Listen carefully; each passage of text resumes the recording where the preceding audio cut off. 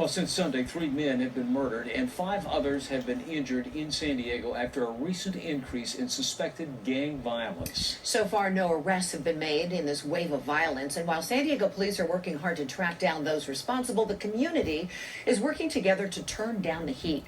Bishop Cornelius Bowser is here with more on that and reaction to this spate in violence for the last year or so. It has been pretty quiet in the gang community, though it does exist. Tell us your reaction to what has happened of late. Yes, absolutely. Let us be clear that in 2017, we only had one gang-related crime that has happened, and it's suspected that this may be gang-related, but we don't know. But one thing we do know, and what we try to focus our attention on, is that it is individual violence, and we want to address the violence that is in our communities. Why do you think, I know we did a story earlier in the week, hundreds of gangs in San Diego County. Why do you think we're seeing a spike in violence now? What's triggering that? Well, I don't think there's any ingredient that you can look or add in there to think that there's something that's causing violence. I think it's based on individuals and encountering each other and where they may see each other and the attitude they have towards each other. If there's a sense of disrespect, then something can spur from that. Mm-hmm. And there's some people that can let it go. There's others people that can't let certain issues go, and it spirals out of control. So what are you doing, and what are you seeing others doing in the community to try to kind of ramp things down? Well, I'm a part of a group called CAS, Community Assistance Support Team, and what we deal with is violence reduction and injury reduction, and also intervening when there's gang-related crimes that are taking place, especially violence.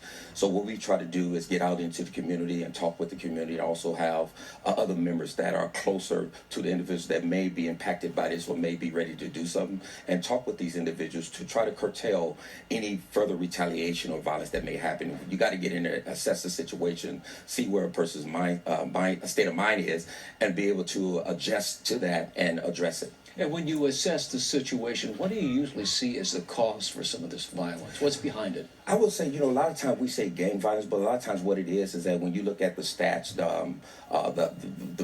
the highest reason for violence, especially when you talk about homicides, are arguments. People get in an argument, it spirals out of control, and someone gets shot or stabbed or injured or killed.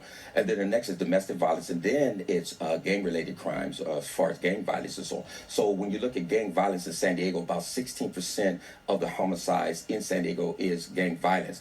But for the most part, it could be anything simple from an argument or disrespect or over money or anything. It could be anything in regards to what goes on in any community. And if folks are not healthy enough to be able and have life skills to be able to manage their anger, then sometimes that can spiral out of control. Mm-hmm. Police obviously working very hard to get to the bottom of this, yes, to find out. And they've been very tight-lipped about it all.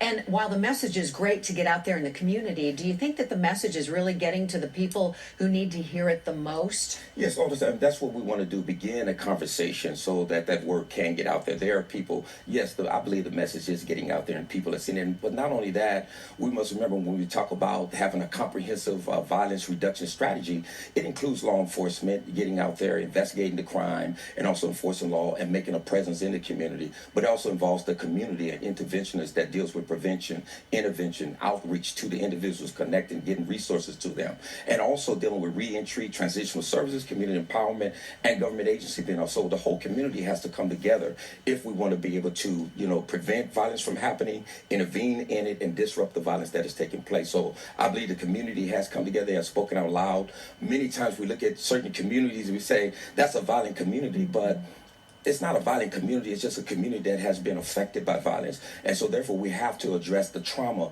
that a lot of folks are suffering, because when an individual has trauma, they can't function in school, they can't function at work, and even in relationships, they're constantly in a fight and flight mode. They're constantly staying scared about issues and circumstances, and they interpret threats a different way than I may interpret it, and that can cause problems. And so we got to address the trauma so people can find recovery and be healed, so our communities can be healed. Well, we wish you the best in your efforts in dealing with this serious situation. Yes, all right, Bishop Cornelius Bowser, thank you for being with us. More people like you in our communities too. Yeah. Thanks. Thanks a lot.